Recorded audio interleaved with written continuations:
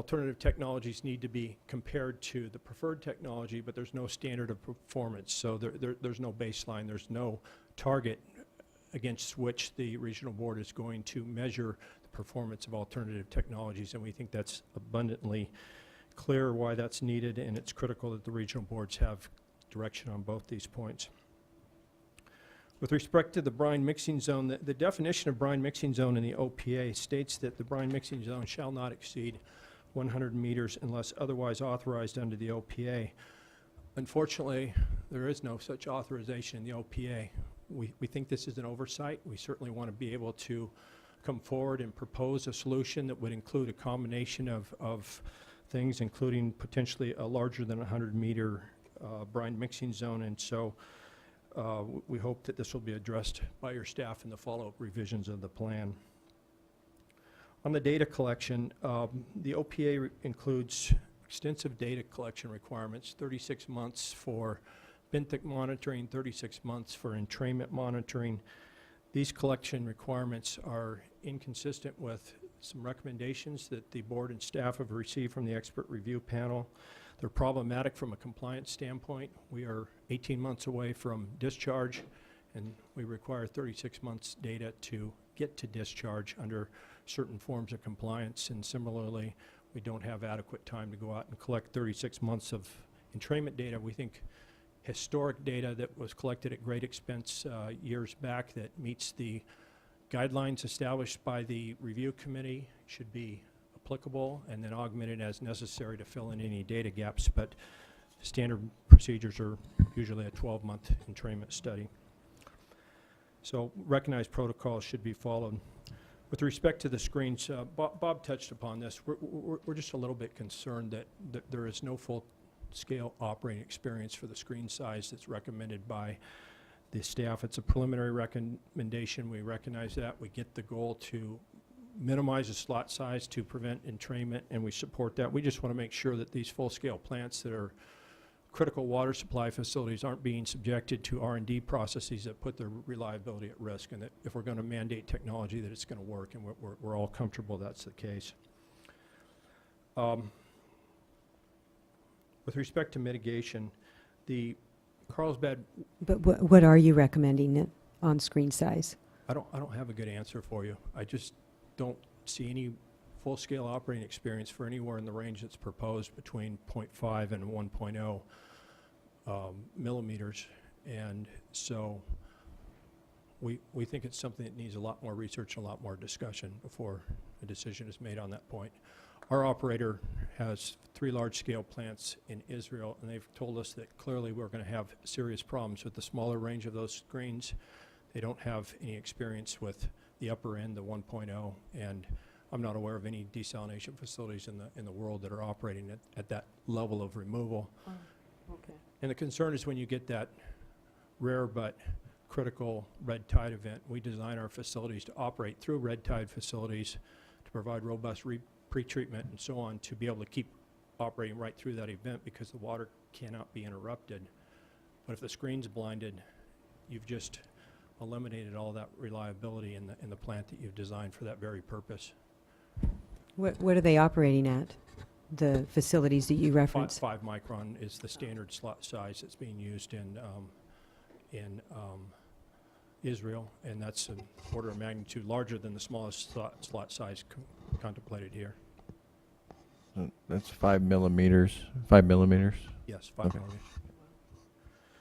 Just moving on to mitigation, and I'll wrap up. The Carlsbad project has an extensive mitigation plan. It's been under development for 7 years. We're in the final stages of completing an EIS and a coastal development permit. We hope to have that done this year or next year, get under construction late next year. And the OPA has a requirement to locate mitigation within the source water body of the facility.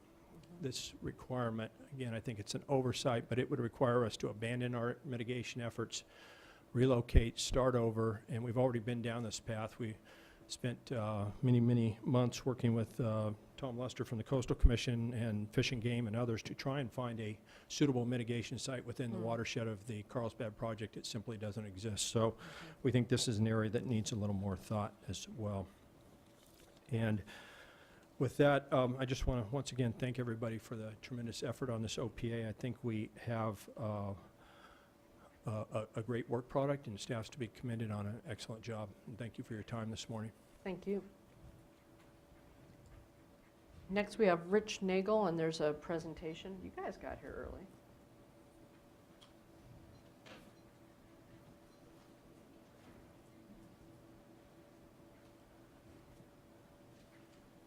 Good morning, Madam Chair Marcus, Madam Vice Chair Spivey Weber, and members of the board. Thank you for inviting us to address this very important topic this morning. But before I do so, I want to echo the previous speaker's comments. Your staff was really good on this. We've got Claire here, did a great job, Shuka, Vicky, Mariela, John, very open, transparent. You to be commended. Your new process that you've implemented is very good. It's working. So I want to compliment the board and staff. I think we have a good first cut. And I think there can be some improvements, but I think we see a finish line around the corner. So I think it uses everybody's time more wisely if we can focus. it these does, and I meetings. appreciate how you've implemented this new process. I don't have a speech, but I have some pictures. I'm a picture person. We're going to give you 6 recommendations. Be pretty specific for it, and we've shared these with staff. Most of them, I think, we've shared with staff already. But we wanted to go through you with this because this is kind of a complex subject. We're talking about larvae in the marine environment that can't swim, and how do they get entrained, right? They go with the sea currents, literally. So we're all about finding the good position where we're environmental stewards and still the practicality of operating these plants in complex environments. So with that, do I have a clicker here, or do I? We have some animation that kind of helps describe our disposition. Oh, and I want to, before I start, this is all Diane Gotza, by the way. My wonderful Diane Gotza put this together. She needs to be tremendously complimented on this. So to give you a pictorial, here's the 3 slot sizes we have tested at the West Basin desal facility over the past 2 or 3 years. In a relative sense, you're seeing what the slot sizes would look like side by side. This is the half millimeter. You're going to hear from us. We do not recommend the half millimeter for a lot of reasons. You'll see us go through this, but these are barnacles. This is after 18 months of operation. It turns out that, and that's its pulled. It turns out as you look closer at this, there's marine life that tends to adhere more so to the half. I think because the slot sizes are small, so narrow. And then what happens is these barnacles then come and attach and use as a food source. They lay a cement on the outside of the wedge wire screen, and they're extremely difficult to actually get off. And so we've seen reduction in flows. So the barnacles don't attach to bigger screens? They have not. I'll show you. They have not. When we pulled out the 1 millimeter and the 2 over 18 months, they have not. Now, I agree with Peter. You know, there's not full scale. There is a wedge wire in the estuary of the power plant in the Bay Area, but they have that's much shallower, and it's not the exact marine life. It's more of a delta system wedge wire that's a bit smaller than the 5, but they're able to mechanically pull it up every day, and they can manage their operations. But we're here to tell you half's not going to work from just a pure, even just the research we've done for 18 months is not going to work from a practicality standpoint. What we will tell you, what we've seen work pretty well is the 1, but we're not going to recommend going any smaller than that. I just don't think from an operation and maintenance standpoint, and even Peter's correct, there's no full-scale operation, so we're a little bit on the edge. We just tried to implement this technology to make some headway on the entrainment issue. And so I think we're pretty comfortable with the 1, certainly nothing smaller than that. We have a video that we'd like to play of the actual wedge wire in the marine. I don't know if you're wonderful. Perfect, thank you so much. Diane put this together, so I think we have the various slot sizes on. This is the 2, so you can see a little bit through. That's the patina that forms on the outside there. The patina is supposed to form. It's supposed to actually inhibit growth. In the case of the 1 millimeter slot size, it did not. This is about a 40-second video, so it won't take too much of your time, but I thought it'd be interesting for you to see it. This is the half. You'll see you can't see through it. You can see the growth is on the outside there. We saw a reduction of flow by about 20%. So we just think from a practical standpoint, this is just not going to function well. The sound effects are very Lloyd Bridges. You like those? Those I are don't me. know if I like That's them, me but it's snoring. That's me taking me snoring. right back to that sea hunt. Sounds like Darth Vader. Plan your dive, dive your plan. There you go, right? This is the half again. You can see a lot of growth on the outside. And I imagine over a few years, and Board Member Moore, you're correct. We're still studying the metals composition. We actually have a 18-month study where we've got about 6 or 8 different metal compositions that are in the seawater that we're testing for corrosion. And so we'll get that thing, I think, reasonably nailed down, but these things aren't going to last forever. We know that.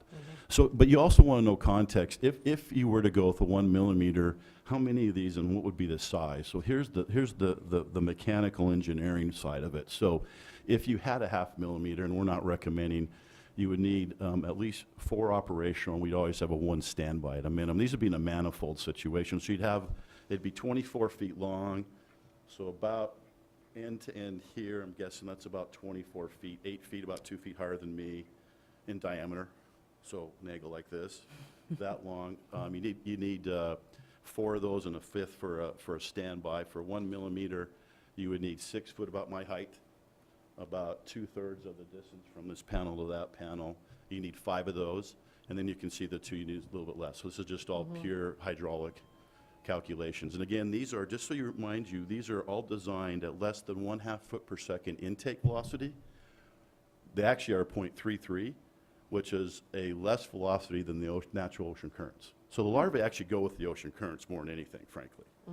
And we'll get to that a little bit later. We have some suggestions as well how to deal with the larvae in the marine environment. So the 0.5 millimeter, here's our view of it, is we saw about 20% reduction in flow clogging over 18 months. Whoops.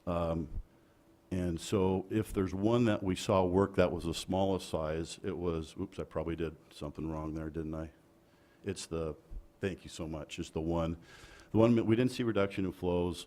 We're just not recommending go below 1, and probably allow some flexibility there. So that's one of our recommendations. Whoops. Maybe I'm out of, okay. So this is an area that's not covered in your current policy. It's called the ETM. That's just an acronym for how to deal with the calculation of the amount of entrainment. Your current policy cuts and pastes just the OTC, meaning that you're assuming that there's no screen, right? So the policy needs to reflect. It currently doesn't. I think staff's aware of this, and I think they'll probably have something in the next version. And what we mean by that, so this is an open intake. If we were to apply the screen, this is more likely you will see a reduction in entrainment. There will be some that move into the screen and some that do not. We obviously should be allowed to take credit for the if you will, the reduction in entrainment. And the current policy does not. So that's the second recommendation. The first one is nothing less than 1. The second one is to have the policy reflect, obviously practicality-wise. And the way this is calculated right now without an in-situ study is we use the head capsule size, right? So larvae in the 1 millimeter situation, you see the little larvae guy on the right hand, lower right hand. And so you use the head capsule of the larvae as the most conservative. So they're all going perpendicular. They have to all go perpendicular to move through the screen. Well, they don't do that, frankly, because as I mentioned, the ocean wave currents are actually higher velocity than our entrance velocity. And I'll get to that in a second. So the first one is we should be allowed to use, they know this, the biologists, marine biologists know the histograms of all larvae. So for example, the most abundant larvae we have at West Basin is called silver sides. We know for a fact in 10 days they are larger, their head capsule is larger than 1 millimeter. Right, we know that. So we'd like to also be allowed in the policy to do an in-situ study. So we're not just using the head capsule size as the amount of entrainment into the wedge wire.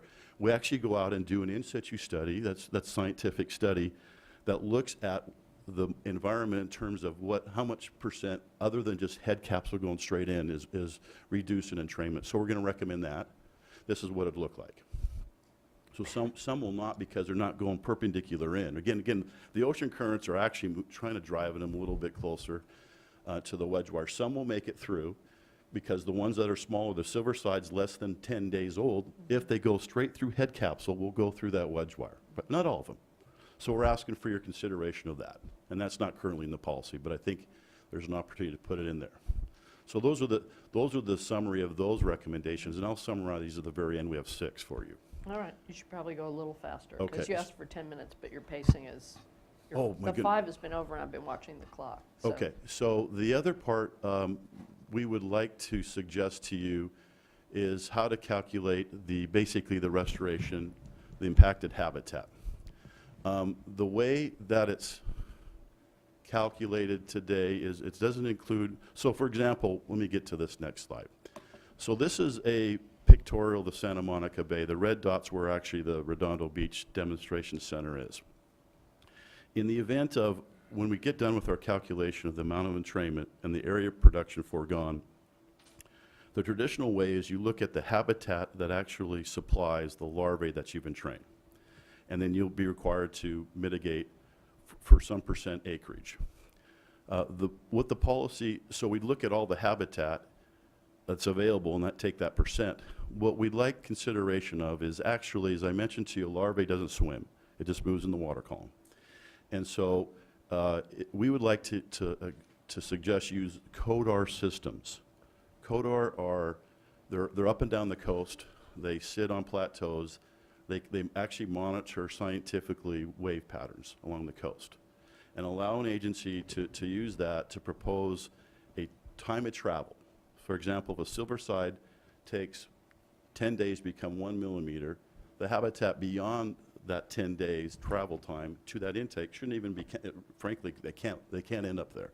That's not currently in the policy, and we recommend that as a way. So here's some examples of what the distance could be traveled by that through a scientific analysis of CODAR. And so let me run real quick through this, so because we're running out of time.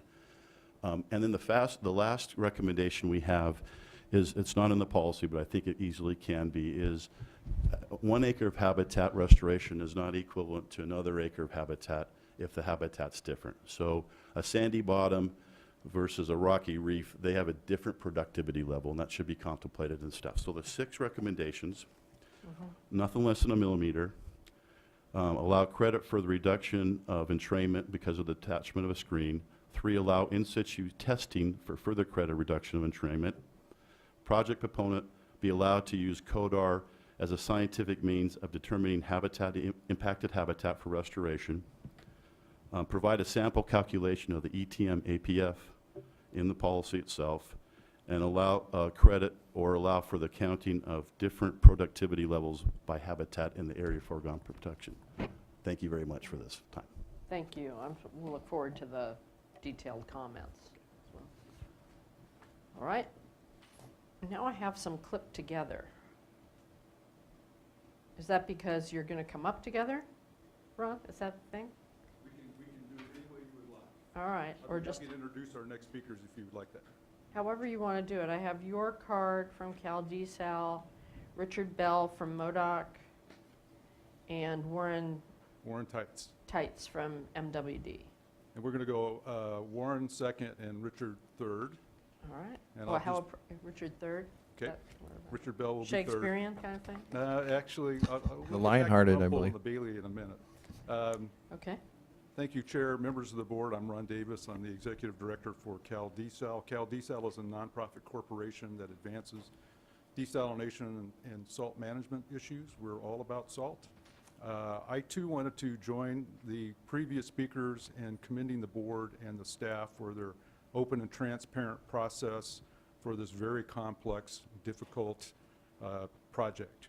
I'd also like to compliment your staff on an incredible start with the work product that they published on July 3rd after a substantial amount of thought, work with all the stakeholders. I think it's a very good start, particularly considering all the stakeholders are pulling and tugging on them, coming up with a product that I think we can all look at as a starting point to work on. We appreciate in particular the recognition in the document that desalination is going to be an important component for a reliable water supply portfolio in California to address local needs, whether it's normal water, drinking water needs, the constraints that we're facing now under a terrible drought, or, for example, what happens if the Delta does suffer that terrible earthquake that we're concerned about, and 23 million people are cut off from water supply through the imported water system for some unforeseen period of time. It's going to be a valuable component for a water supply portfolio to meet all those needs.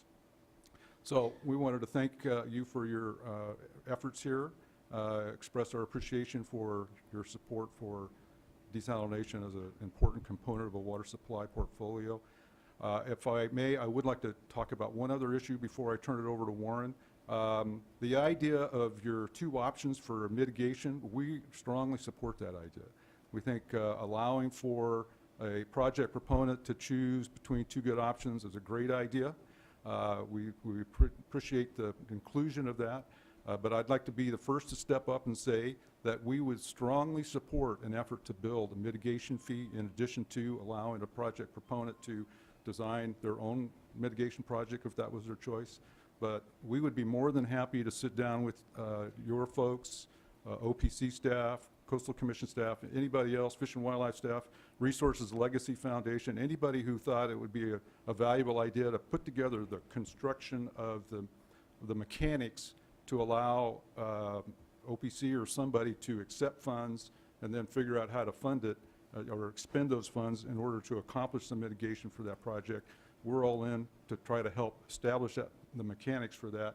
Then we can look at the issues that Mr. Bishop raised on finding the funding and the staffing to manage that. If we're able to accelerate the process of setting up the logistics, then we can get to his good point and try to address that and hopefully put that together much more rapidly than in 10 years. So we're all in on that. So we're here to share with you that on that particular issue, we fully support a mitigation fee. So with that, I'd like to turn it over to Warren Tights, and thank you for your interest. Thanks, Ron. And my name is Warren Tights, Metropolitan Water District. And I also want to thank the board and staff for this very open and participatory process. It's not as hard as desalination for many people. Exactly. But we've had many opportunities for input and for dialogue, and we are very appreciative of that. So I'll be focusing my time on the need for desalination in a diverse portfolio, and then end with some considerations for intakes that we're hoping for some clarification on. So first, a quick word about Metropolitan. We represent or support roughly half the state's population and a more than $1 trillion economy. Depending on the hydrology, we supply between 45 and 60% of the supply in our service area. And Metropolitan and our member agencies, we're statewide leaders in conservation and recycling and groundwater management. The water agencies that are considering desalination in our service area, the ones here in this room, have comprehensive conservation programs and recycling programs. And along with us, we've been promoting conservation and desalination for over 20 years. Metropolitan alone has spent over $1 billion in conservation, recycling, and groundwater management programs, and our member agencies have spent many millions more and maybe hundreds of millions more. Right now, if you're a customer in our service area, you can get $2 per square foot to replace a lawn, $3 in some areas. If you want to switch over your landscape to recycled water, we'll help you replace the equipment and give you a tremendous amount of funding to accelerate recycled water being implemented in our service area. In our region, conservation and recycling are already prioritized. But conservation and recycling are not enough. Southern California faces many uncertainties, and climate change is just about one of them. We've been investing in a diversified resource portfolio in order to ensure that our customers have a reliable and high-quality supply, but also we want to do it in an environmentally and sustainable way. Our regional long-term plan focuses on conservation and recycling, but it also includes investments in other local supplies like desalination. As Bob mentioned before, desalination complements the other resources in our portfolio, and we really see it as an imperative to our region to be able to develop this resource in the future. So in prior testimony, we have stressed the need for science-based regulations that incorporate water agency studies and provide the flexibility to accommodate site-specific and project-specific conditions. And we definitely see that in the regulations. We commend staff and acknowledge the fact that our comments were heard. So we're very thankful for that.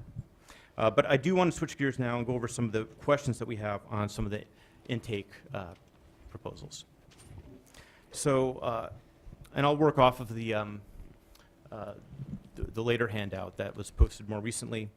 On page 4, there's a provision having to do with the sizing of projects and the regional desalination need. And this doesn't seem to be a part of the 131.42.5B determination. And so we're hoping for some clarification on the origin of that and how it would be applied. Marine protected areas, also on page 4, very important. We agree that they need to be considered and protected. One of the provisions in there talks about trying to locate a intake, the maximum distance from an MPA or a cluster of MPAs. You know, if you take that literally, that potentially could put you into another sensitive habitat. So some clarification and guidance on that. Rich, a couple of moments ago, put on the screen, you know, a map showing entrainment zones, and I've seen other maps showing those entrainment zones overlapping MPAs. So some guidance on how those will be factored in would be very helpful. There's on page 6 too, we're thankful that the feasibility analysis will include life cycle costs. We just want to make sure that the life cycle costs that are used in the analysis reflect the actual costs from the projects. There's some generic figures and facts in there in the SED, and they might not apply to the specific projects that are under consideration. Page 6, also, there's a provision that will allow regional boards to look at combinations of surface and subsurface intakes as potentially the best option. You know, this could have water agencies building 2 intakes with more construction impacts, more costs, maybe double the costs. And so we'd like some clarification on how that would be applied under what circumstances and how that would work. Finally, you know, West Basin, we just heard from Rich talking about the screen size, and we support the work that Rich and his staff are doing, and would support a 1 millimeter screen as well. So we've already shared a lot of these comments with staff in the recent stakeholder meeting. We were very thankful for that. And we'll be providing additional comments, and we'll be at the hearing as well. So thank you again, and we appreciate this. Thank you. Mr. Bell?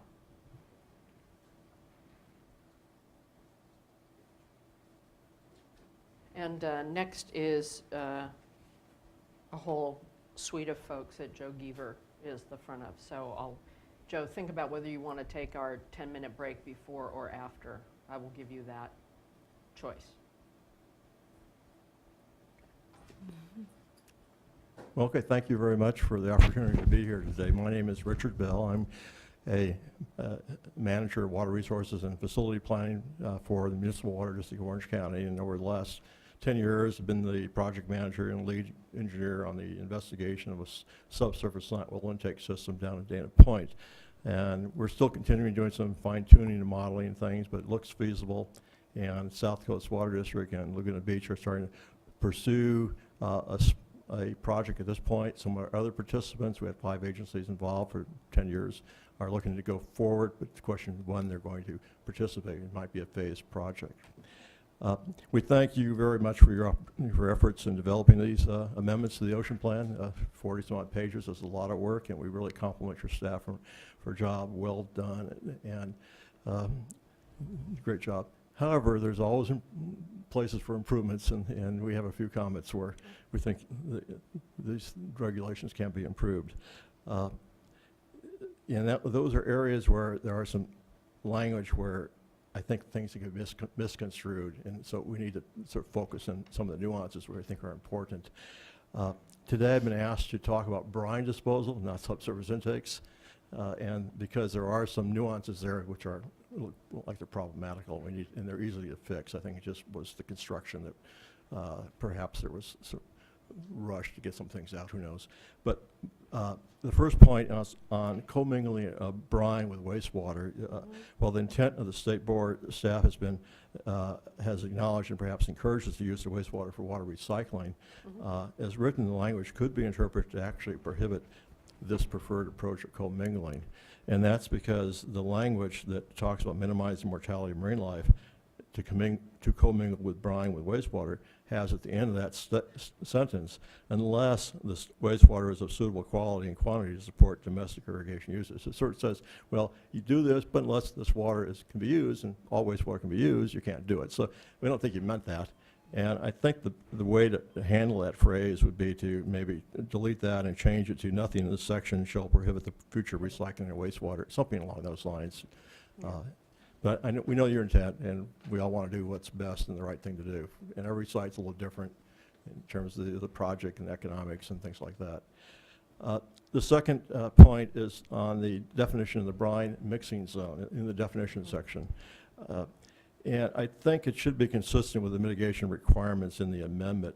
And as it's written, it could be misconstrued to almost prohibit brine disposal through diffusers because it wasn't fully, I don't think, constructed. The first point, I think you all realize this, the purpose of a brine mixing zone or a zone of initial dilution is to provide some dilution to contain the impact of that brine in the smallest area as possible. That's the purpose of it. But it's currently defined, it says acutely toxic conditions are to be prevented in the brine mixing zone. Well, I don't know how we do that. And it's whether brine discharge is considered acutely toxic depends on how dilution is factored into the equation and how that's done. And that's the nuance there. If it's factored in, it would be, if it's not factored in, it would be impossible to prevent or comply with that requirement. So, and we all know when it first enters, it's basically seawater concentrated to almost twice what it was. So when it comes out that jet and mixes, it's going to have some pretty high concentrations. So we need to fine-tune that definition a bit. I can also note that the expert panel talked about meeting these requirements at the edge of the BMZ, and I think that's intent. So I think we're just going to clarify that. The third point is on brine disposal, protection of marine protection areas and state water quality protection areas. And this is very important. These are very sensitive habitats, and they need to be protected. Warren mentioned the term to maximize the distance, and that can either throw you way out somewhere, and it's an unlimited term. And I think we can change the language there to something that would be at a sufficient distance that is fully protected for the MPA, and work that with a regional board. You use modeling to figure that out. There's another statement in there on paragraph 6 and page 5 under site determination that talks about natural background salinity. That's what you're protected against. Well, it really should be natural salinity because the ocean can change a little bit. Right now we have this very warm condition and this hot water coming up from the south, and that tends to be more saline. As you go further south, the water in the ocean is more saline. So we don't want a condition where the natural condition would be in violation of this natural background salinity, which is a 20-year historical average. So little nuances there, and I think that needs to be cleaned up. And back, another issue on the compliance with natural background salinity. Under the receiving water limitations, the draft requires the use of this 20-year, that terminology, which is either a 20-year historical average in the area, some of the oceanographic institutes, or who knows where that data might be, or you can, as a proponent, go in and do a 3-year weekly analysis and use that. And that would be the, taken at the discharge point. Is the concern here just that we have an unusual situation where you have water moving north? And Yeah, that it there's would just be, that what- you're worried about getting caught in a violation for something outside your When you do it, an average, there's going to be some above and belows in it, so we just need to be aware of that. All right, just need to understand the concern, and then it's Yeah, easier yeah, for and the staff to issue is- figure it out. The issue can be caught with beyond a compliance or unworkable compliance system.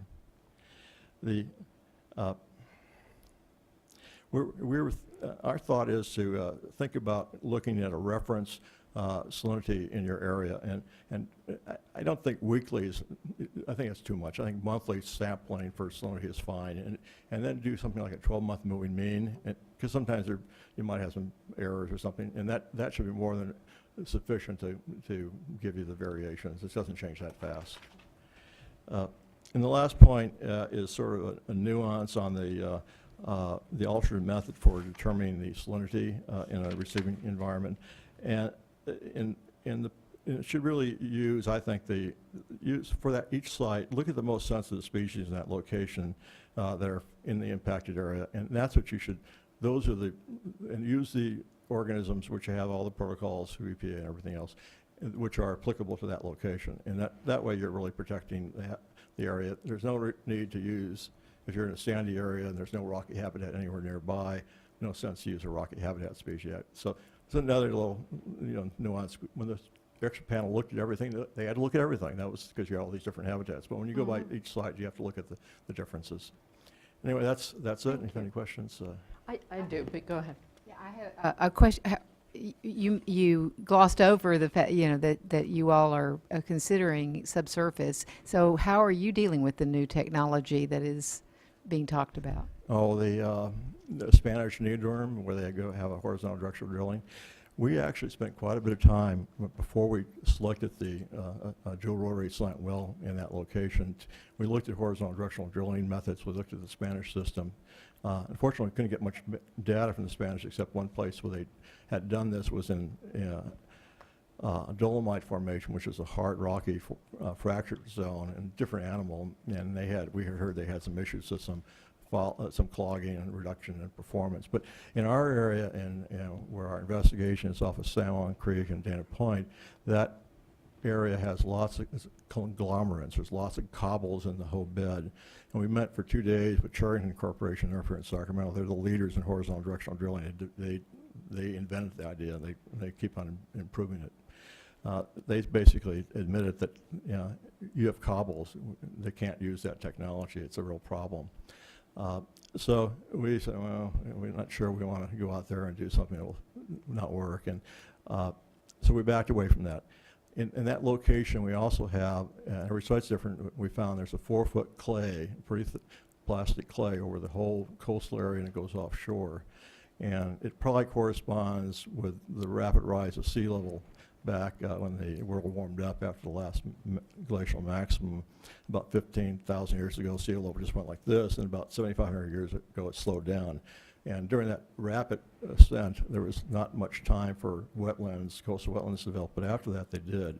And that location, that elevation is the same depth we find our clay. And so some Swrcb geologists and other coastal people said, yeah, that's probably what's going on. So we have only a thin zone there, but maybe 10, 12 feet of sand above there, which is very much in contact with the ocean.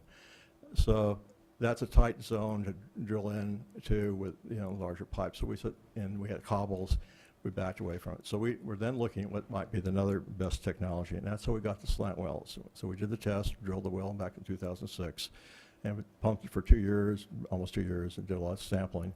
We did find offshore the old marine groundwater. It hasn't been seen for 7,500 years. It goes back and when it's flooded, has high iron and manganese. So that's our big struggle, what we do with that water, how long it will take to pull that out, and what will happen as the ocean water is replacing that whole water in time, and what will happen. So we're doing a lot of more fine-tuned modeling now, variable density modeling, geochemistry modeling. We had isotopic work done for us by Woods Hole Oceanographic Institute to understand this. We're doing a lot.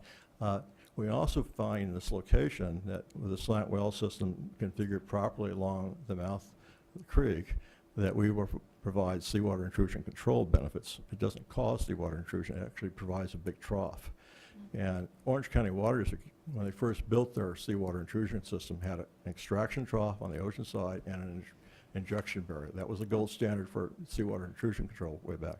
It still would be, but they found they didn't need to use extraction trough because the injection barrier worked fine. They did a study recently with climate change, and sea level gets up to a certain 2 or 3 more feet, 2 feet or so.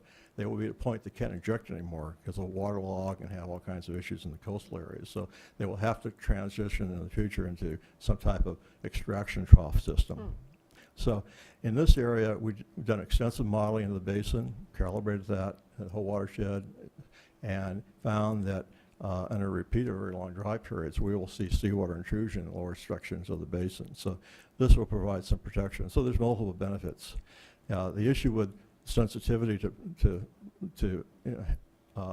important habitats like coastal wetlands, this area is a channelized section. It's pretty barren. National Marine Fisheries Service is trying to restore steelhead. We've been working with trout and limit for years now. There are some major barriers on the stream system. The fish can't get to the spawning grounds. We will work with them to find a way to maybe develop some habitat down there. They need some refuge to hide from the thousands of birds that inhabit this place. And it's seasonal. You know, the berm builds up and breaks.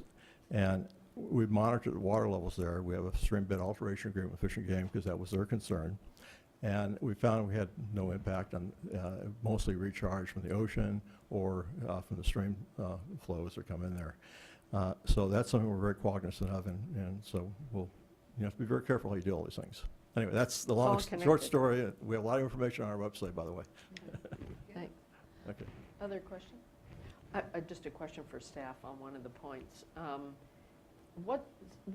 are we proposing the species from a harm or a mitigation standpoint? Are we using an indicator species, or are we using species that are in that area? Are you talking about for mitigation or for the receiving water limitation? Either. So for the receiving water limitation, if owner-operator would like to apply for an alternative receiving water limitation, then they would do a study that would involve additional toxicity studies. And the species that were selected are in the ocean plan and the representative species. So I think we have things like sand dollar, sea urchins. So the sea urchins would be representative of their broader taxa. The fish that's selected would be representative of that broader taxa.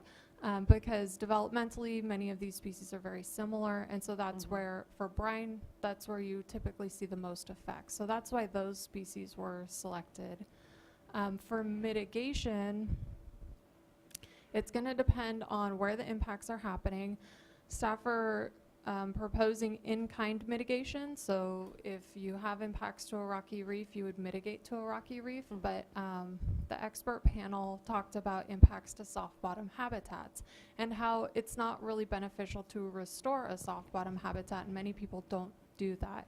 So in that case, that would be an exception where if somebody would want to mitigate more productive habitat, that would be an option. But again, it's up to the discretion of the regional board and all of the facility-specific and site-specific considerations. Okay. Thank you. Thank you. So, Mr. Geaver, we've got a whole suite of people talking. There are 5 minutes. You asked 7. Obviously, I haven't been really tight on time because we don't have an entire room full of people.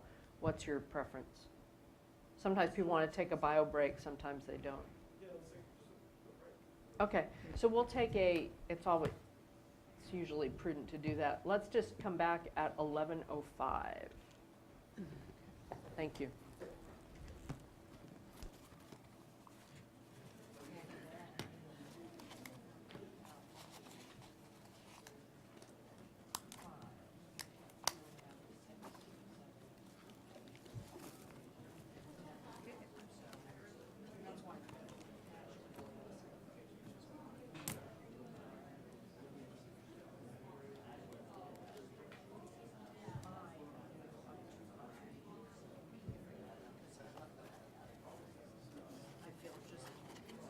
My little cell phone's too hard to deal with. That was interesting, the Orange County. Yeah. When I was at Coastkeeper, though, in Orange County, they said that there's not a lot of local support for it. Because of recycled water. I mean, it's All the expensive. advances. Uh-huh. Yeah, I mean, it's, a couple of the water agencies there had were able to kind of work out an agreement among themselves to reinvigorate a recycled water facility at very low cost. Uh-huh. And it was just much more cost effective than going diesel. If they do diesel, it's just gonna be expensive. It just is. I mean, it is in San Diego. They just decided to eat the cost. Right. Some will do that. And that's what's so good about doing this work is that now people can decide, is it cost effective or isn't it? And it won't be. Based on what they're going to have to actually do, as Exactly. opposed to what they say they're going to do. Right, exactly. And, Yeah. and it's always been kind of uncertain as to what people would have to do. And they didn't know what, and if we can get the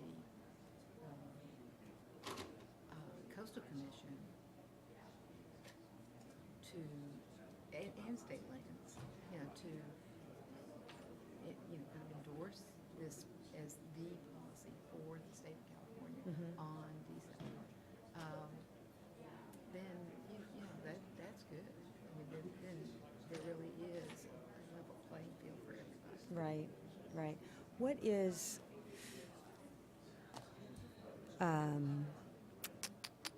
shoot, I just had it.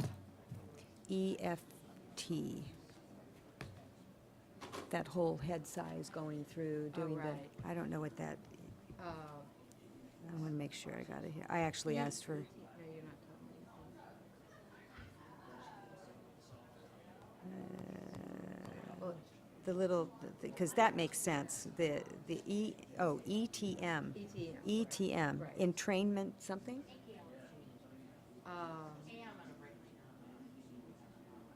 I don't know what it stands for either, actually. It's a calculation, and it's in the.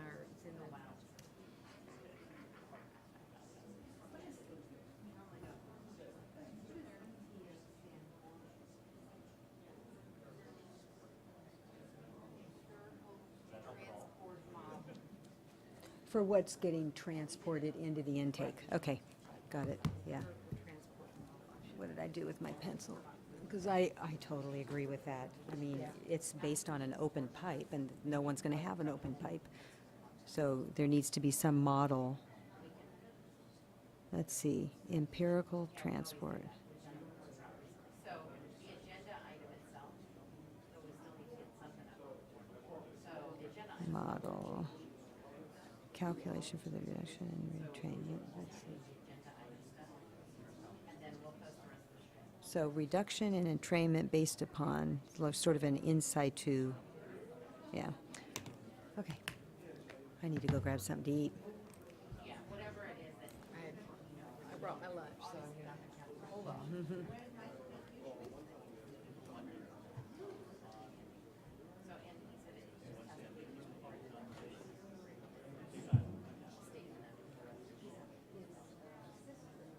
So, but if you just give me. Yes, I want to see.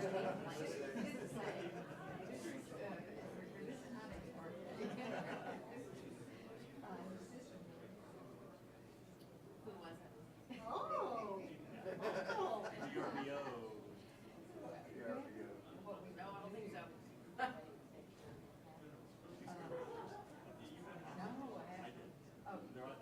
He has to put the agenda item.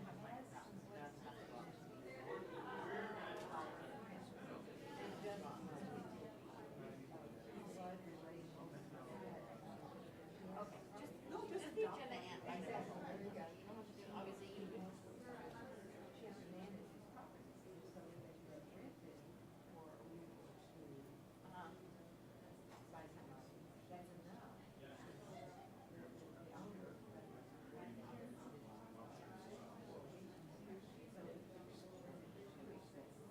Yeah, and we can post it up on the. That's fine. It's not what it's on.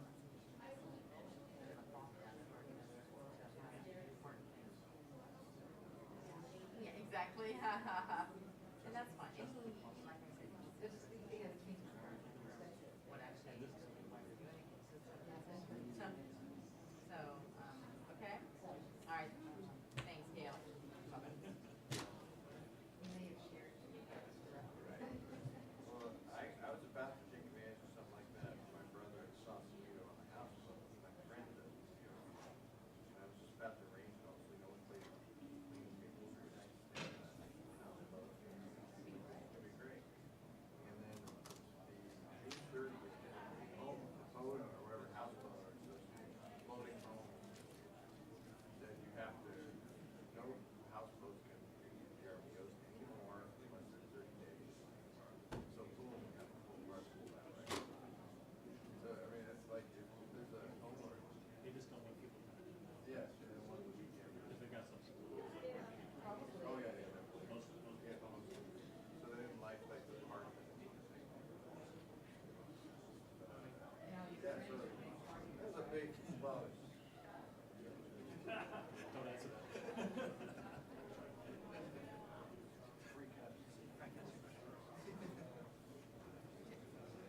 Let's go down here, because I never know.